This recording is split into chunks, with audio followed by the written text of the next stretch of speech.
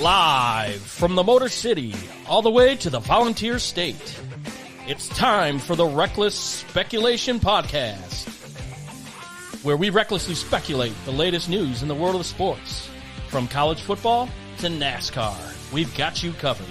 And don't forget to stick around for the world-famous Bet Your Nuts, where we will give you your best bets to make the most money. Now sit back, grab your favorite drink of choice, and join Robbie Davis, Raj Mehta, Brandon Chain, and Tom Sloan. It's showtime.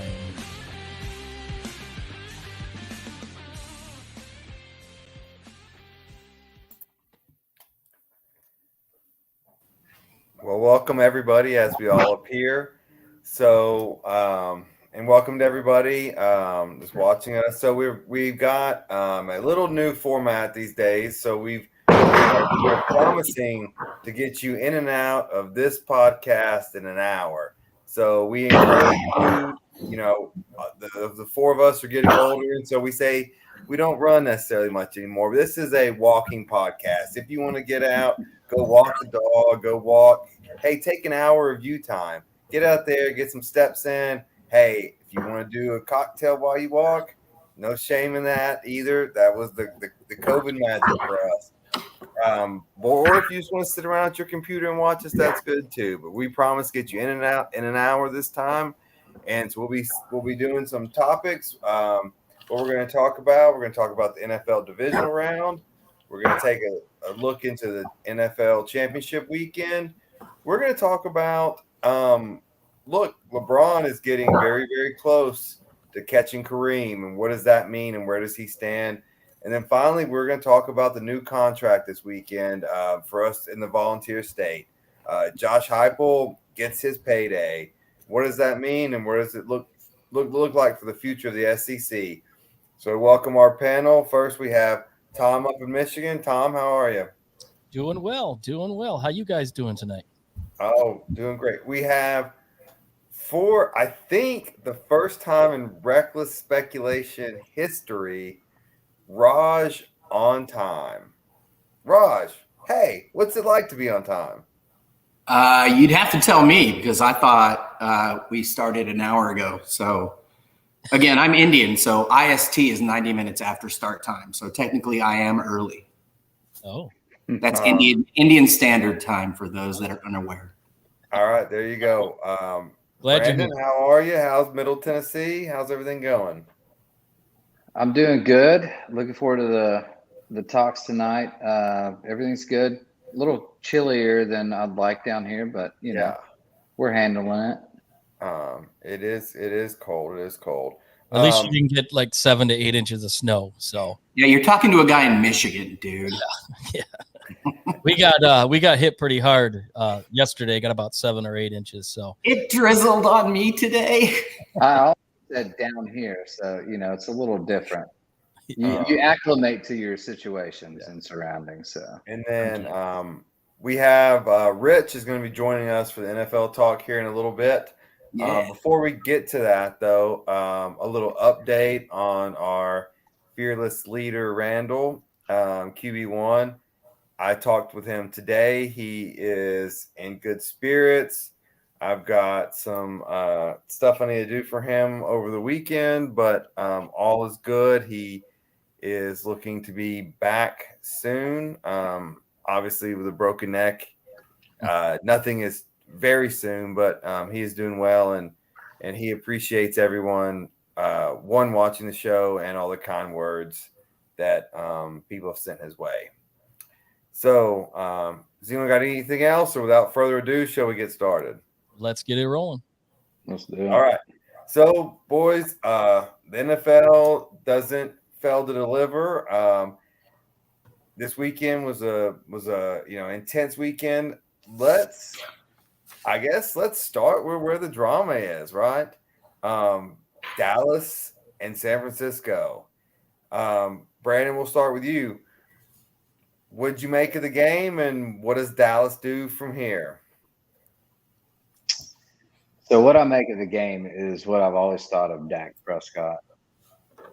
The only sign of life he had was against Tampa Bay of beaten and battered Tampa Bay at that. And he played – that was the best game I've ever seen him play in his football career. I'll even go back to college. Like, he played outstanding. But that's a one-offer kind of – it's kind of becoming a trend now. He is got the same record as Tony Romo in playoff wins versus losses. And personally, I think Tony Romo visually was a better quarterback. Dak, he's mediocre, and he's been that way, and I've said he's that way, and that's why I bet on Tampa Bay, because I didn't think he'd show up in big games, because he typically doesn't, looking at statistics. And that was the one game he did, and good for him. He gave Dallas a little bit of hope, but again, he just continues to make mistakes. I don't know if it's part of the play calling situation with Kellen Moore there, or if it's just execution, because he's got talent. I mean, they're one of the most talented teams on both sides of the ball. And I don't see with that group, Alex Smith, personally, I think could do better. He manages a game better, in his day. So I don't know what it is. It's not Dak is the answer in Dallas. So, Tom, so we have the opinion of Dak. On the other side, what do you think about Purdy? What does his present look like, and what does his future look like? Well, when I think about Brock Purdy, I'm looking at a guy that knows the offense and has the confidence of his whole team. So right there puts him in a different type of class. Number two, he's got such amazing weapons around him.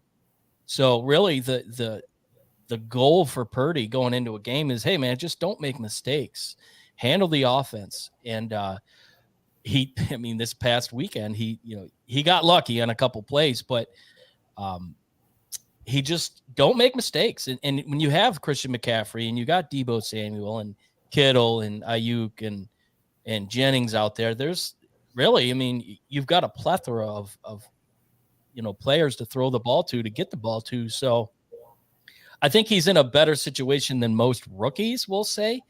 And, from the sounds of it, team chemistry with him, when Garoppolo went down, there was, Purdy's up. Okay.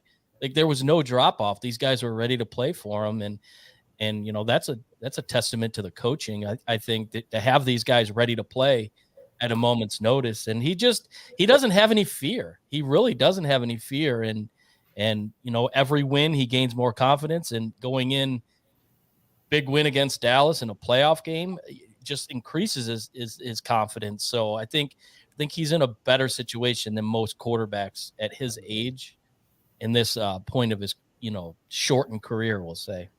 All right. Tom, you brought up a good point. You brought up coaching. So Raj, going to you, is Kyle Shanahan the best coach in the NFL? If so, why? And if not, who's better? Ew. I was all prepared to answer a question about Dallas's coaching situation. I wouldn't call him the best coach per se. In this day of what have you done for me lately in the meritocracy, you still can't not call Belichick the GOAT, but I don't want to go down that played out avenue. He's a hell of a coach. There's no doubt about it. But John Lynch is a hell of a GM, and that roster was constructed on both sides of the ball to do exactly what they are doing. And it's perfect for his schemes and his the way he likes to coach. And so I give them both credit. Real quick on Dallas, Rob, you asked the question, what does Dallas do from here? I'd give anybody $10 if they can name me Dallas's last 5 head coaches without Googling. But, and by the way, the answer is quickly. Go ahead. McCarthy, Garrett, was it Parcells before Garrett?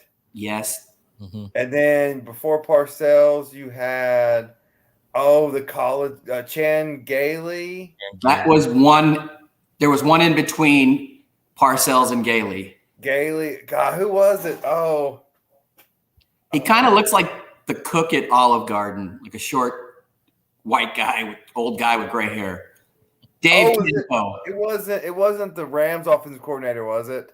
No, not Norm Chow. Dave Campo. Oh. But you know what I was 4 out of 5. 4 out of 5. I mean, that's way more than I would have gotten. But really what I found most interesting is that Jason Garrett coached for more years than Barry Switzer and Jimmy Johnson combined in Dallas. And the latter had 3 championships and blah, blah, blah. So Jerry tried to hold on to, something for some sort of consistency, as if the coach was the problem prior. And now you asked about Dak versus Brock Purdy. It's innate, it's temperament, it's poise, it's when Joey Breezy, Joe Burrow, we're going to talk about him later, but the best thing I've heard about Joe Burrow is that like the greater the situation, the calmer he is.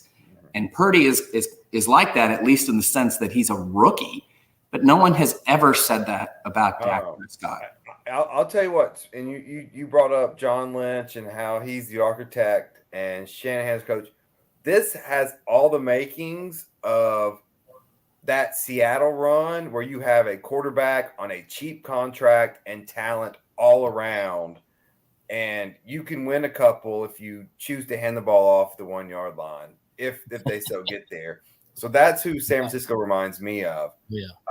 And let's get to since we're not going to spend much time on Kansas City and the Jags and the Eagles Giants, because it's just not worth it. It was, there was an injury and then there was a blowout. But so Bills Bengals. So this was the heavyweight fight of the weekend. Tom, we'll start with you. Just basically, what did you see and what did you take away from what you saw? I saw a team with experience, no fear, and on a mission in the Cincinnati Bengals, led by Joe Burrow, who, quote, I never feel pressure. I'm never the underdog. And get those refunds ready. So they kicked him in the mouth with the first possession. They ran the ball right down their throats and scored on the opening possession, set the tone, and took the crowd out of the game immediately. So now you take the crowd out, and then you're playing in snow. The snow is down pretty bad. So now Buffalo's at a complete disadvantage, and they got a couple big stops. And before you know it, Cincinnati had a nice little lead, and they just another situation of good coaching. Zach Taylor has he's got that team prepared on both sides of the ball, and they went into a situation, and everybody talks about Buffalo being, DeMar Hamlin, and even I mentioned that I thought if Hamlin was going to be there, that was going to be a huge benefit for them. They were part of the game as well. I mean, emotionally, they were affected in that game, so their emotions were super high, and I think they were more prepared.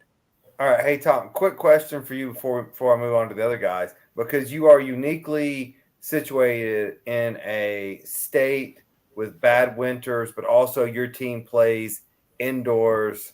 Yeah. So the NFL is talking about this, moving the championship games into indoor settings, so you don't have this weather. Are you for it or against it, or how do you land on this? Well, I'm going to say I'm for it because in the championship game, in the Super Bowl, if we're allowed to say that word, I don't know. But in the Super Bowl, they're talking about moving the AFC and NFC championships to the domes and the Super Bowl. Yeah. You want the best play available. You don't want weather to be a situation. You don't want wind to be a situation. So if you bring it inside, obviously, it's going to negate all of that. So I'd be all for it. And, as a fan experience too, they played the game in New York and, it was super cold, but I think indoors would be a great idea because it's a controlled setting and you're going to have the best possible gameplay that you're going to get and the best product on the field, in my opinion. All right, Shane, as a Titans season ticket holder, as a team that's about to get a new stadium that's going to be indoors, and we're going to play indoor football now. Are you in favor of that? AFC, NFC championships, indoors, neutral site? No, I'm not. I like the old school. Like, you understand when you go to a certain stadium and it's known for the outdoor weather, the cold, the rain, whatever it is, whatever elements surround that game, you've got to be prepared. And now it definitely changes, the caliber of play. You're not going to get your best out of some of your guys, but that's also part of the game and the challenge. Like, I'll give you an analogy with golf because I'm a big golf guy. So if you go to, Florida or, California and play when it's 78 degrees and sunny and no wind. What you mean to say is when I go to the Bahamas, it's beautiful. These are the courses you play. But you go to Bandon Dunes when you got spitting rain and it's 40 mile an hour. The whole point of that is the elements around the course. So I actually, before we'd had this conversation about the whole Buffalo building a new stadium and it's not a dome, and Titans are going to a dome.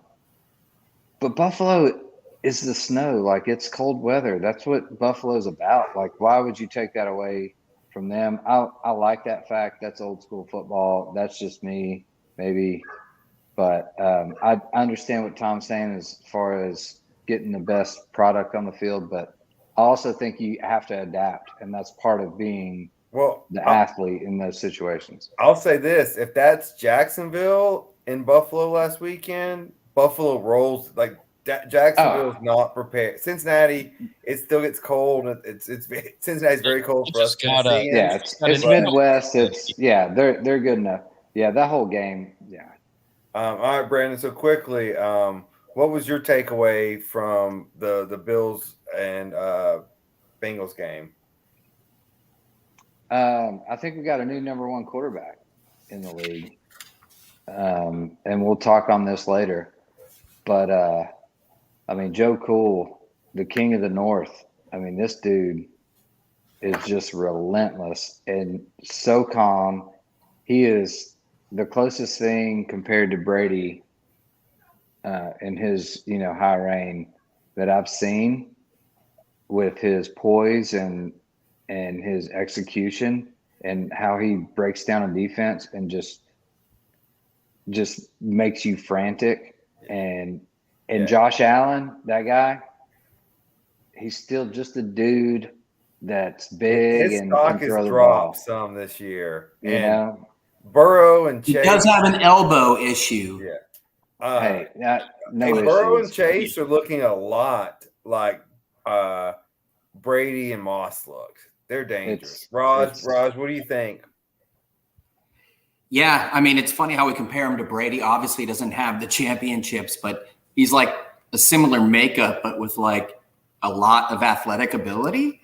But really, it's just that poise, that coolness under pressure. You're asking me what I thought of the game overall. I thought the Cincinnati defense. You talked about the neutral site championship game. Well, the NFL did the Bengals a solid by starting to sell tickets for a theoretical championship game in Atlanta ahead of time, which really pissed off Cincinnati and gave us a lot of quotes after the game.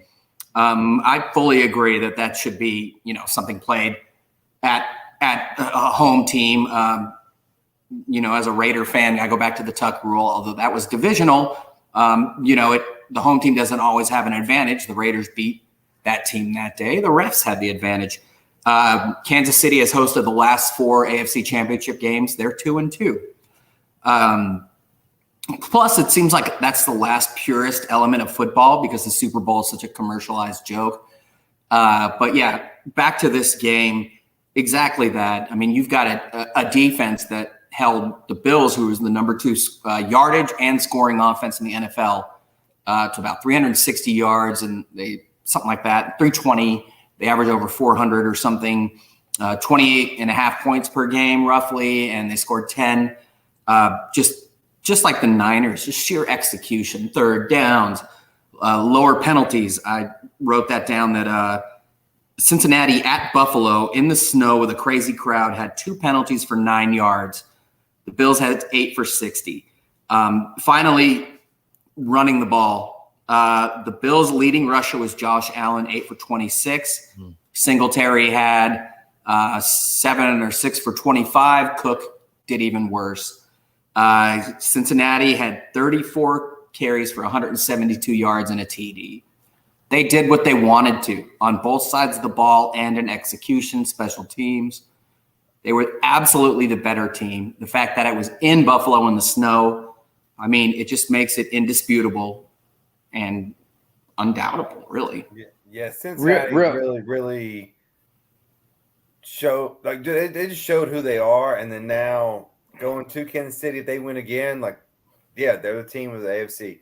All right, real quick, we're sorry, switch. can I say something real quick? Yeah. Bills sure look like the old Bills. There was a little bit of foreshadowing there on the first matchup, a few weeks ago. I know the whole DeMar Hamlin incident kind of clouded the whole situation. But if you watch that game, Cincinnati won the ball. They wanted the ball first. They took it down. They drove it down the throat. This game was the exact replica of what was about to happen then. And exactly. It was unfortunate, the whole situation, but this is what they were prepared for, and that's the end result. And they're just a better team and better coach and better player. Yep. All right, now we're switching from last weekend, and we're going to go to this weekend coming up. And with that, we're bringing on Rich. Rich, how are you? I'm doing well. How you guys doing tonight? Oh, what's going on, buddy? Fantastic. Rich is our graphics guy. For everyone watching that sees the new graphics and all that, he's our magician. Yes, he was gracious enough to help us out and put all these new cool graphics together. So anything I can do to up the production value for you guys. All right, so we're going to start with the AFC.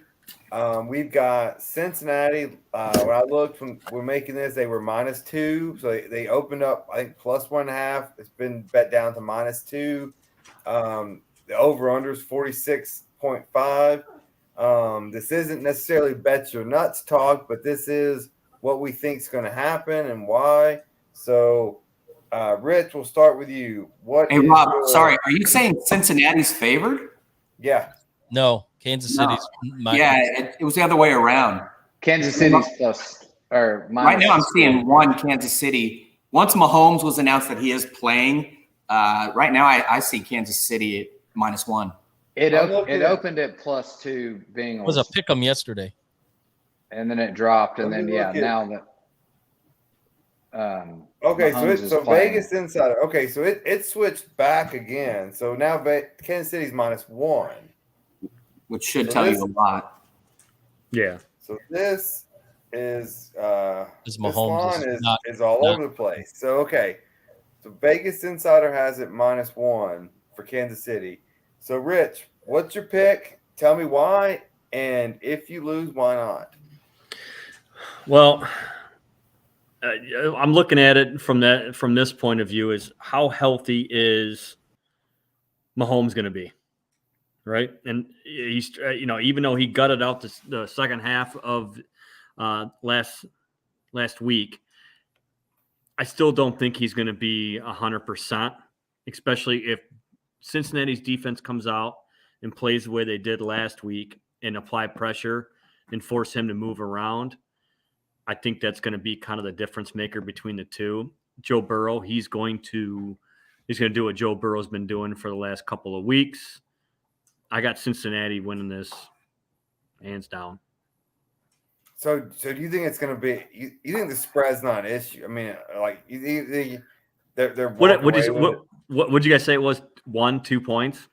Yeah, no, it's not even an issue. Yeah, it's flip flop back and forth. See, and that's the thing is, if you're wrong, if Kansas City wins, what's happened? What went wrong in the game to why they win? like I'm wrong because this I didn't see happen. Well, there's still a question mark with their offensive line, right? So if the offensive line, say Kansas City comes out and they apply the pressure on Burrow's having to make quicker decisions. I think that's going to be. I think the defense is going to stand up pretty tall. Just as long as they can get pressure on Mahomes. If they let Mahomes sit back there, I mean, it's going to be an offensive game. They're going to be throwing the ball around. It'll be a fun game to watch. Yeah. I foresee personally, I think it's going to be a blitz heavy Cincinnati game. See if he can move or not. Yeah. And see if he can get out of the pocket. And if not, I'm not sure. I'm with you though. Cincinnati, it's hard to go against them right now just because if you look at historical numbers, Burrow's had his number his entire career. Yeah, they beat him 3 times in a row, I believe. Yeah. So, Tom, what do you think? Where are you leaning? I agree with Rich. I think this is a team that's on a mission, Cincinnati, and they've proven that Arrowhead is doesn't faze them at all. Joe Burrow just 3-0 in his last 3 games against them, including last year's AFC Championship game. This is the remake or the rematch of that game. I see a lot of blitzing, like you said, Robbie. I see a lot of blitzing, forcing Mahomes to run laterally, which when you have a high ankle sprain, that's your worst nightmare when you can't move laterally. And he's the quarterback that his game is non-conventional and quirky throws. And when you think he's down, he sidearms it or he switches hands. So I don't know how effective he's going to be with that.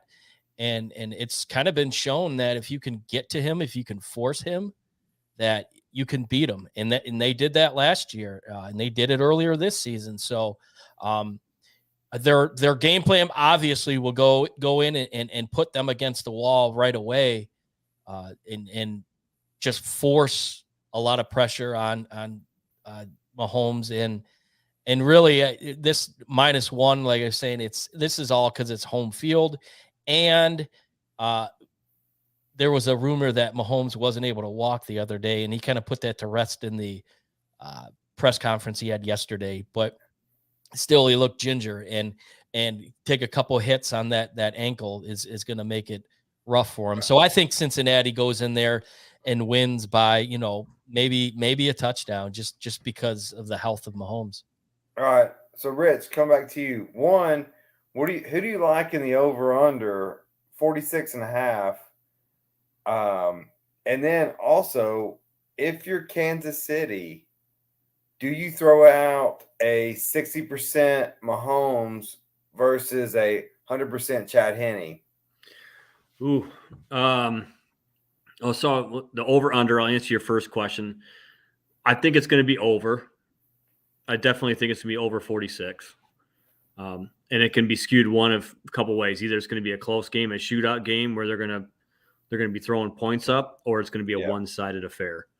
But that one-sided affair all depends on how they scheme up Mahomes and his injury and what Kansas City does to have that secondary play well. I mean, you got Jamar Chase, you got Hick. I mean, he's got some weapons out there. They need to kind of make sure that they cover them to apply the pressure. So I think it's going to be over. And your second question is, do I think he's a Michigan guy? Do you trot out a 60% Holmes and let a Chad Henne do it? Absolutely not. A 60% Holmes is better than 100% Chad Henne. All right, so let me ask you this. And I'm a Michigan guy, so this got me thinking.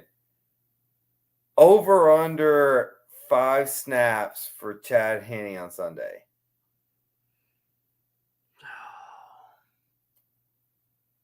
It's going to take a lot to keep him out of that game, to keep Mahomes out of that game.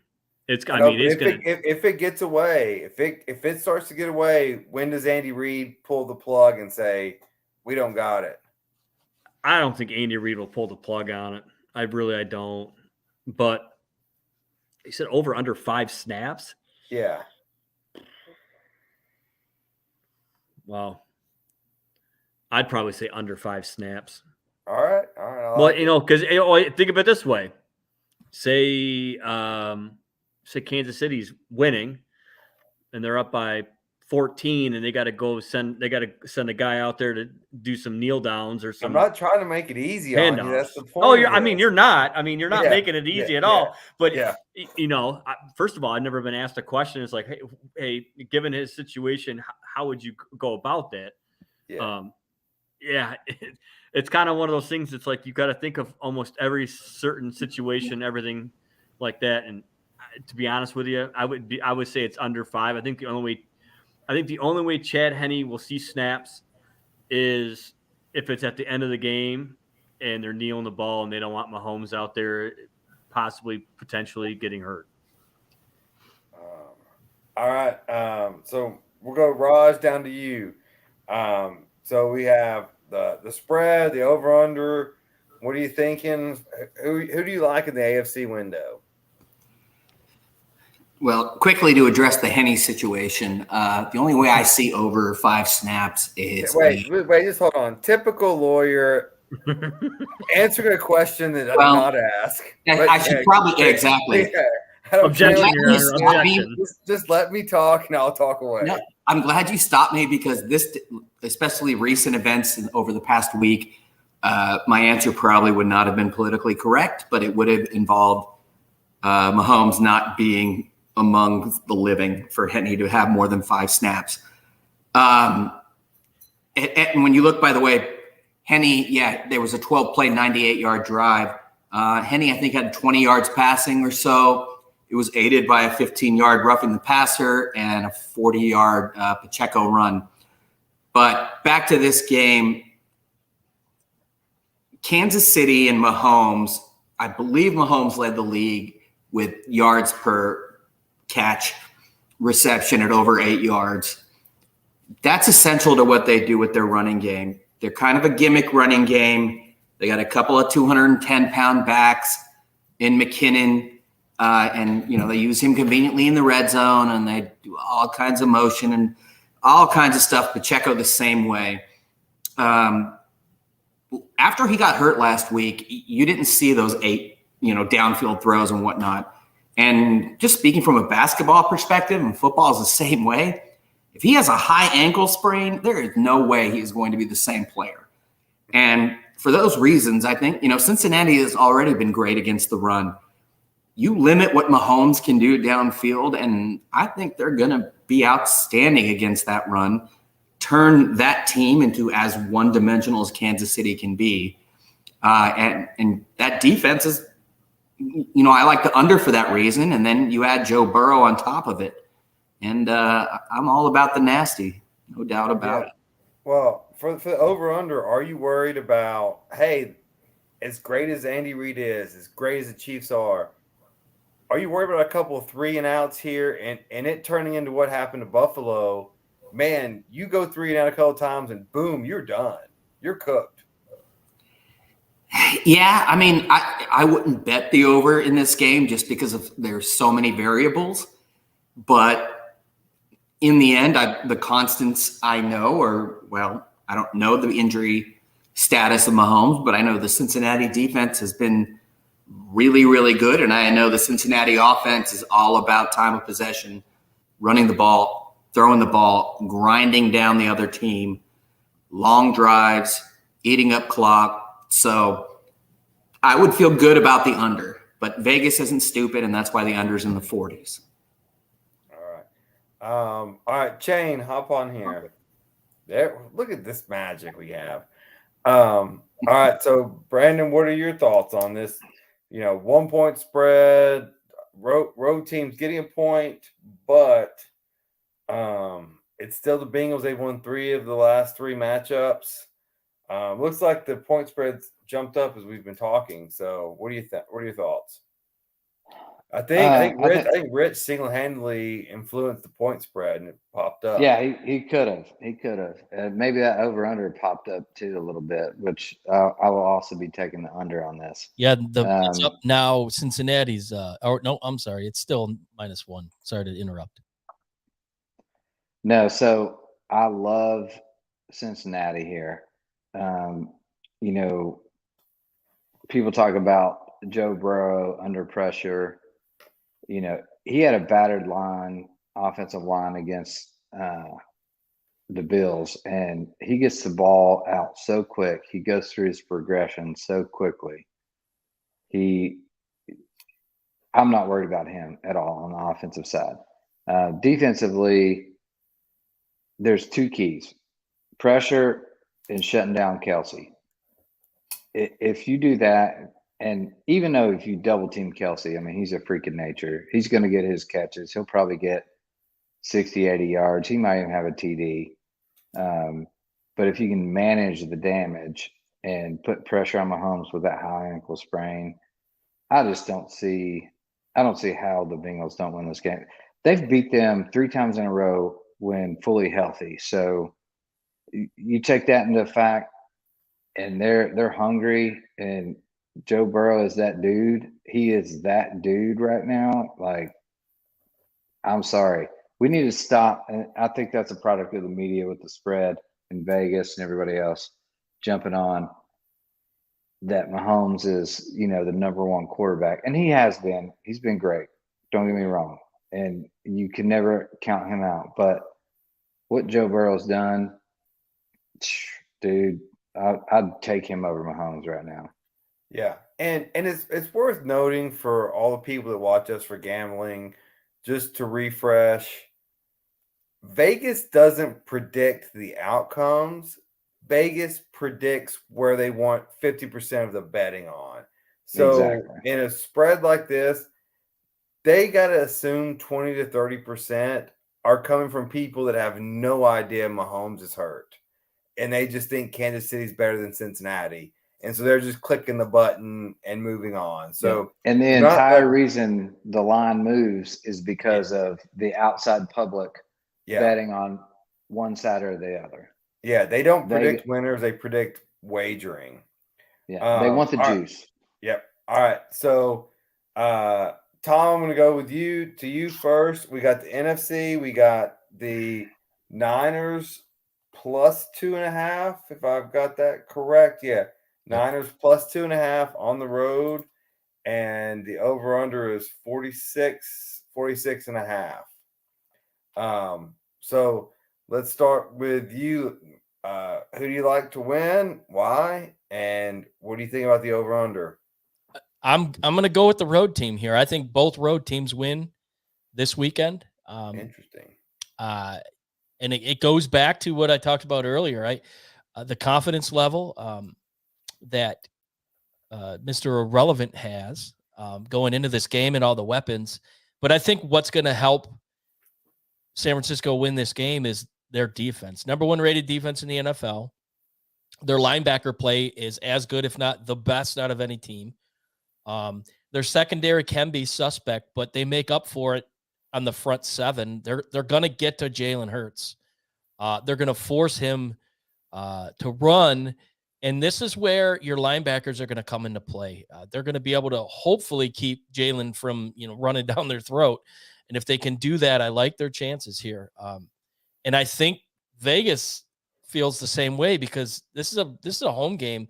And after what Philly did last week, just absolutely curb stomped the Giants, which clearly my bet your nuts was very reckless. So even seeing what they did to the Giants, they're not thinking that this week with the 49ers. So I'm looking for a lot of pressure defensively. Nick Bosa, is going to get a lot of pressure, and those linebackers are going to really come into play. I do think AJ gets some yards. I think Devontae Smith gets some yards as well, but they're going to be able to contain that run game, and I think that's going to be the key. All right, so let me ask you this in a broader scope. So Kansas City and Philadelphia, both 1 seeds, both have injuries to their starting quarterback. Is this a one-off? Is this just a random thing, or is this a product of this extra game that the NFL is playing, or is it too early to tell? You could probably look at it that way. Because you got to think San Francisco's yeah. on their third quarterback. Right. So we have only one of the four have a healthy starting quarterback. Yeah, but I think Purdy's 8-9 games under his belt. I think he'll be just fine. Yeah. I think it's a product of the way the game is played. You look at Jalen Hurts. He's a machine.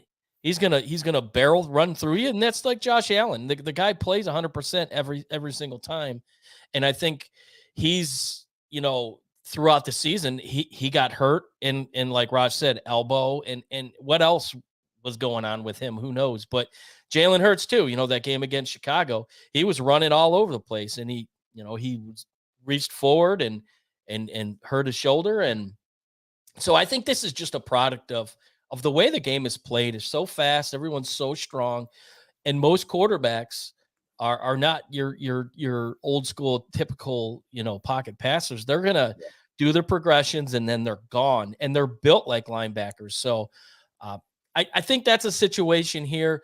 Obviously, Mahomes got rolled up on, and that's a freak accident, can happen to anybody. So obviously people are going to think more injuries because of more games, but I don't know. I think it's a two-way street, really. There's an argument for it and an argument against it. Yeah. And this situation, I think it's just the aggressive play of these players that really are the reason why they're injured at this point. But who isn't injured really at this point? All right, Rich, hop on. I want to ask you that same question also. Only one healthy quarterback from start to finish. Is this a product of the new NFL? Is it the more college, the more this option read? Is it the extra game, or is it just a fluke season where we have three quarterbacks the last four that are hurt? To be honest with you, I think it's just the way the game's evolving. Before, way back, in the 90s and maybe a little bit of the early 2000s, really until Mike Vick came on the scene, quarterbacks were traditionally, a quarterback that would stand in the pocket and make his passes, not getting mobile. Now you're starting to see quarterbacks do a lot more scrambling, a lot more moving the pocket, moving the play, exposes them to bigger hits. That's what I get out of it. In the 80s and, the early 90s, you had quarterbacks like a Steve Young that ran a certain offense where they'd get mobile a little bit. But I think it's just the way the game is evolving to where up until a couple of years ago, really the RPO was never really, it was a college playbook. And they found a way to make it successful in the NFL. Yeah, I think I agree with you. I think they're getting hit, even though they're protected more, they're getting hit more than they used to. And which is kind of what the protection's for. Who do you like in this game, and tell me why? Well, I think Jalen Hurts really silenced the critics last week by coming out and having a fantastic game against the Giants. He looked well. It didn't seem like the shoulder was bothering him too much. But then again, he's not calling Rich and asking, hey man, my shoulder's bummed, it's hurting or whatever. But just by watching it and being a casual viewer of football, you didn't really see anything that stuck out saying, hey, he's really not doing well. Brock Purdy, he's doing everything that his coach wants him to do. Do the small things great and don't turn the ball over. I think that's it. I think that's the method of his madness right now. Is he's being very protective with the ball. Yeah, Shanahan's going to be that's what he wants. Yep, and I think he doesn't play reckless. He'll scramble and like that, but he tries his damnedest to get out of bounds or not take a hit or get down so much. He's going to get popped every now and then. And then, in that game, even though in my mind and in my gut, I do want to see the 49ers win, just because it'd be a great storyline for this season. Mr. Irrelevant comes in and just, takes it on and doesn't lose a game. But however, reality will set in, and Philadelphia just has an absolute stacked team from up to down. I mean, they built a damn good football team, and I think that's going to be They can it's going to be a tough one for them to overcome. Yeah, they can thank the Titans for AJ Brown. We're still bitter about that in Nashville. All right, Rich, thanks for joining us. We trying to get on this hour timeline, our first attempt at it. So you're good, man. Move on from the NFL, and we're gonna head to some basketball. But looking forward to having you with us in the future. Oh, for sure. Hey, thanks, guys. I appreciate it, and I'll be talking to you. All right, enjoyed it. See you, buddy. Thanks, buddy. Take care. All right, guys, as we transition from football to basketball, and this does make me a little worried that regardless of what you think of this record, I think it's going to get broken in as big as LeBron is, and he's ESPN and Nike's darling child. I think it's going to get broken in the backlights of the Super Bowl, but LeBron is going to pass Kareem. So one, Raj, you are a Laker diehard. So Kareem, Kobe, Magic, Shaq, now LeBron, all of the greats, at least most of the greats have wore the purple and gold. Where does LeBron rank, and what does passing Kareem mean to you? As a Laker or as an all-time NBA player? Both. As a Laker, it's difficult. I mean, in a sense, he was kind of born to wear the purple and gold because it's Hollywood and he is bigger than the game.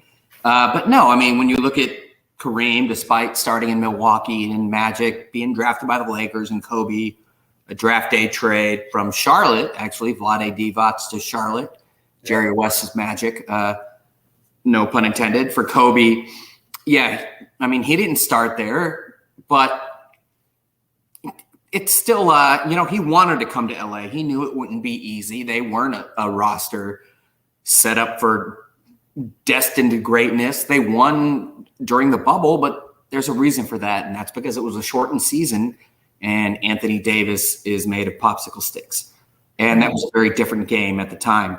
So, yeah, I mean, as a Laker, I mean, it's great that he came here and he wanted to be a Laker. I firmly believe they are the preeminent franchise, not only in basketball, but, top 3 in all of sport. But your latter question being how I feel about him approaching Kareem, more or less. Well, I guess we will get into once football season passes, we'll get into ranking how great LeBron is. Yeah. I'm just curious right now, not where he ranks. Does it change where he ranks to you? As a Laker or in NBA? An all-time basketball player. Does it change where LeBron ranks in your rankings? The only reason why it does is that he is 38. And the sport, especially basketball, has never seen someone be this effective at this age. I mean, his career averages are roughly 27, 8 and 7, 8 boards, 7 assists. And he's like right on that this year. It's insane. And just give you some point. Like, the reason why I read that or brought this topic up was Pat Riley was talking about the reason why Kareem ranked above Jordan was his longevity. And now it seems like LeBron's been the longest and the great, and he may still keep going. I know, Pat Riley is a traditionalist, a purist, a historian. And yes, as opposed to Jordan, for a lot of different reasons, Kareem was still competitive at his age when he retired. LeBron is obviously supremely competitive. Kareem changed basketball in many ways, and I don't think Pat Riley can kind of look away from that. Even new players coming in the league that were great when Kareem was older were not playing basketball like Kareem, whereas like Now you see guys like Zion Williamson who are kind of built like, you know what I mean? Like LeBron light, don't quite have the all around skills, but that's what I'm saying. But overall, my opinion of him is amazing just because of how effective he is, how much he plays, 17 plus seasons, rather worth of games, like 20 seasons. Then you add another 3.5, 4 seasons of playoffs. Yeah. His body is amazing. And the durability in arguably, football is obviously an aggressive sport and they play 12, 16 games a year for a reason. Yeah. LeBron's played almost like 20 years worth of NBA hoops.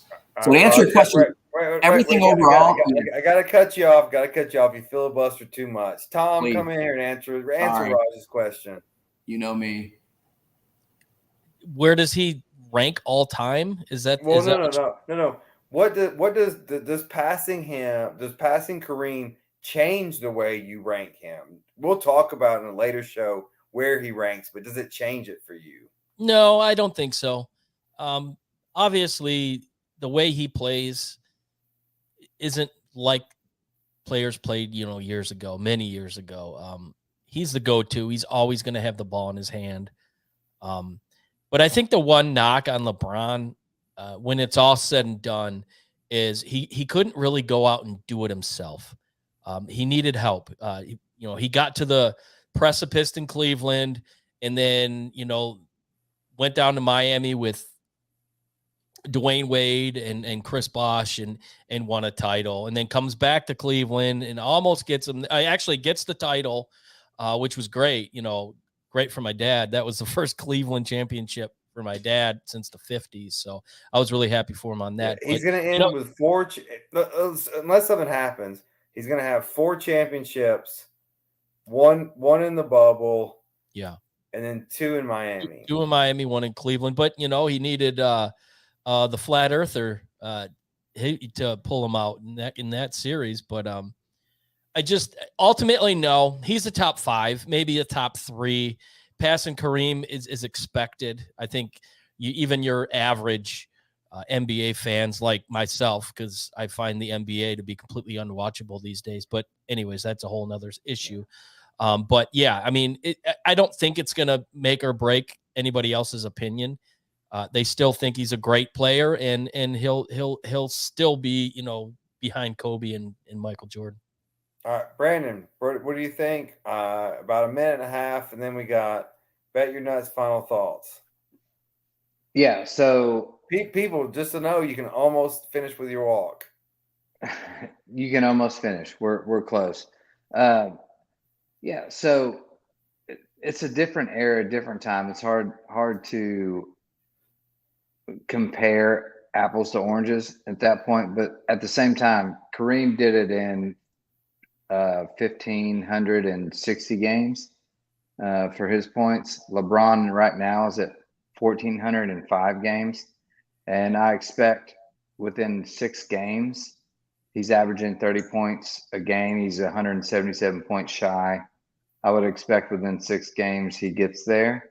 That's something to be said as well, whether it be longevity, how many games he's missed throughout the season. I mean, he's had a long career. I didn't look up the stat on, what age Kareem quit, but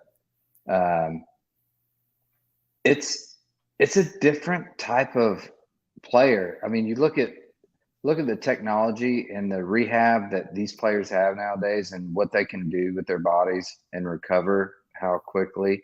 And then you look at old school, Kareem down in the post taking elbows, which was, there's no flopping back then. If there's no blood, there's no foul. So you just really can't compare the two, in my opinion. I think they are both great in their own time. Jordan is the all-time GOAT. He's the one who set the precedent for everybody. And I would put Kobe a close second, and then it's probably up in the air for a third between Kareem and LeBron. All right, Brandon, while you're on screen, what's your Bet Your Nuts this week? Bet my nuts is Joe Cool plus 1.5. Take the Bengals. They are waxing Kansas City in Kansas City for the fourth time in Joe's career, facing Patrick Mahomes. Game over. I echo your sentiments. That's my bet. Your nuts also. Cincinnati with the points. It seems too good Doesn't to be make true. sense. So we'll probably mess it up. Tom, what do you got? No. Well, I mean, not much to choose from this week. But I'm going to kind of piggyback out what I said earlier, how the road teams are going to win this weekend. So with that being said, I like the defense in San Francisco. And I'm going to recklessly speculate that the 49ers are going to go in and not only cover the 2.5, they're going to come out of there with a win. Give me the San Francisco 49ers to upset the Philadelphia Eagles and represent the NFC in the Super Bowl. San Francisco with the, 46? I think that's an over. Give me the over. All right, Rod, what do you got? I'll probably go crazy as well. Like at first, I'm not going to lie, I was thinking Eagles. But the more I read about Jalen Hurts and his shoulder, and he actually openly admitted about that, and you don't really want to do that, let alone against that defense. I think the Niners actually win this game outright. So I'm going to go Niners money line and Bengals money line. So that those are my two plays. Love it. Love it. I love the 49ers all day as well. That was my backup. Yeah, I like that. Well, all right, boys, we're at 57 minutes and about 30 seconds. So we have some brief final remarks before we get to that. Please like and subscribe. It helps us and helps you guys realize when we're on. This is going to be the format from now on. We're going to keep it an hour and concise and bounce around as quickly as we can. Raj, go ahead with your final thoughts. Yeah, I don't want to wax too long. It's a 3-year anniversary of one of the greatest and most inspirational people, not just players, of his passing, and that's Kobe Bryant, a man that created a mentality, who spoke 5 different languages, who in his retirement was developing software for kids learning. I can go on and on and on. Just a tragic situation, including, Mambacita, little Gigi, and just rest in peace. I can't believe it's been 3 years. It's a moment. I don't want to be comparative to other horrible situations in history, but I think many people remember where they were when they found out. And I certainly do. And I'll also never forget him, partially because of that. Well said. And I'm going to echo those thoughts at the end. Brandon, what do you think? Man, well said. Hard to follow that. On a higher note, I'm looking forward to, the playoff weekend and see who's going to be in the Super Bowl. I think we've got some pretty good insight on this, and I would bet that we're probably going to be pretty close to the championship Super Bowl winner. Tom? Yeah, to piggyback off of what Brandon said, a lot of people think that this is the true championship weekend. I mean, year after year, Championship Sunday is always the exciting, most probably looked on upon games of the NFL playoffs. So that's going to be great to see. Both matchups are solid. Obviously, the point spread say 20 seconds, Tom. Yes. And I just want to say real quick, Reckless Speculation Podcast on Facebook. Go give us a follow. And on Twitter at RecklessSpecU1. And on TikTok as well. We got some social media stuff. Rest in peace, Kobe. Rest in peace. Go check out the socials. Now back to you, Robbie. Well, way to run us over on our first episode. 3 seconds. Just 10 seconds. Yes, ESPN Sports Center did Remembrance of Kobe, and I was like, oh man, I can't believe it's been a year already. And then it hit that it was 3, and I couldn't believe it. just the sports void, and it's just tragic. And Gigi and everyone it hit hard again, and probably will for a while. But anyways, miss you, Kobe, and thanks, guys. We got you under an hour and 1 minute. We'll cut off that minute next time. This is your cool down period, anyways, if you're walking, as we suggested. But anyways, thanks, guys. We'll probably do a pre-Super Bowl and a Super Bowl episode, and then get ready for the Look Super for Bowl. some live cut-ins Sunday after the games. Yep. All right, we'll see you guys. See you guys next All time. right.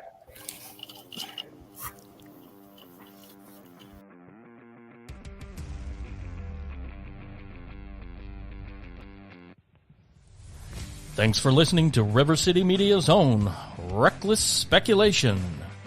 Don't forget to like and follow us on Facebook, Twitter, and YouTube at River City Media, and catch us on Apple Podcast, Spotify, Amazon Music, and Google.